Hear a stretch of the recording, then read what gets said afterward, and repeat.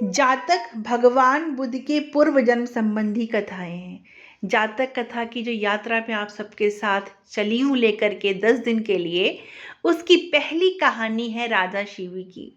ये पूर्व जन्म की कहानियां हैं महात्मा बुद्ध की। राजा शिवी अपने राज्य के उस जमाने में सबसे दानवीर और सबसे ज़्यादा धर्मात्मा और दयाशील व्यक्तित्व के मालिक थे।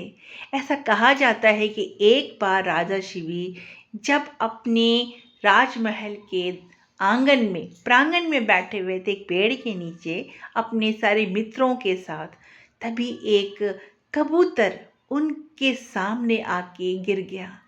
राजा शिवी जब उस कबूतर को गिरा हुआ देखे तो उसे अपने कंधे पे बिठा लिया और बड़े प्यार से सहलाते हुए पूछा कि तुम इतने डरे हुए क्यों हो। तो राजा से उस कबूतर ने कहा कि महाराज, मेरी प्राण की रक्षा कर लीजिए, एक बाज मेरे पीछे पड़ गया है, वो मेरे जीवन को अंत करना चाहता है। राजा शिवी ने उस कबूतर को वचन दिया कि मेरे होते हुए तुम्हारी प्राणों को कोई खतरा नहीं है, मैं तुम्हारी प्राण की रक्षा करूंगा। कौन है वो? तो कबूतर ने कहा, वो बाज है एक, आप जब उसको देखेंगे तो आप भी समझ जाएंगे वो कितना खतरनाक है। राजा शिवी चुपचाप बैठे रहे। उसको कहा कि तुम चुपचाप मेरे कंधों पे ही बैठे रहो। जब बाज उनके सामने आया तो बाज ने कहा कि मेरा भोजन है प्रभु, इसे मुझे वापस कर दीजिए, मैं खाऊंगा, मुझे भूख लगी है। राजा शिवी ने कहा, नहीं, ये कबूतर मेरी शरण में आया है, इसकी प्राण की रक्षा करना मेरा सर्वप्रथम धर्म है।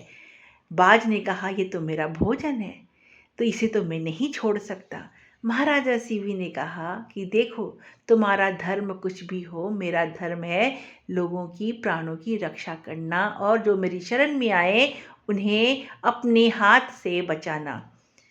महाराज ने कहा, अगर तुम्हारा ये भोजन है तो तुम ऐसा करो, इस कबूतर का जितना वजन होता है उतने वजन का मेरे शरीर से मांस ले लो आप, ताकि तुम्हारी भूख भी मिट जाएगी और इस कबूतर की प्राण भी बच जाएंगे।